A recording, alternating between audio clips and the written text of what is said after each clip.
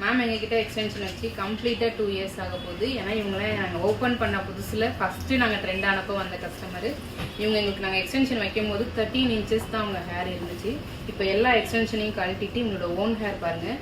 இங்கே எல்லாம் பால்டாக தெரிஞ்சுது இவங்களுக்கு. இப்போ இது எல்லாமே ஒரே மாதிரி வளர்ந்துருக்கு. இங்கே ஹேர் ஃபுல்லாக பார்த்தீங்கன்னா ஃபுல்லாக கவர் ஆகிருக்கு. நியூ ஹேர் வந்தது.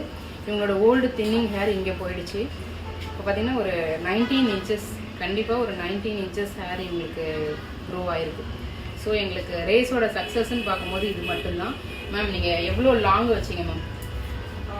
36. எங்ககிட்ட அதிகமான லென்த் வச்ச ஒரே கஸ்டமர் 36 இவங்க தான்.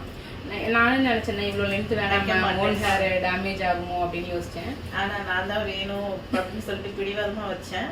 ஃபஸ்ட்டு கொஞ்சம் எனக்கு ஒரு மாதிரி தெரிஞ்சுது. அப்புறம் இப்போல்லாம் என்னோட ஓன் ஹேர் தான், எனக்கு ப்ராப்ளமே இல்லை. ரெண்டாவது இந்த தடவை ரீஃபில் டைமிங் கூட ரொம்ப அதிகம் எடுத்துக்கிட்டேன். ஸோ வர முடியல. அப்போவே 8 மாதம் கழிச்சு ரீஃபில் வந்திருக்காங்க. ஆனால் எந்த தொந்தரவும் இல்லைன்னா இதை மெயின்டைன் பண்ண கற்றுக்கிட்டாங்க.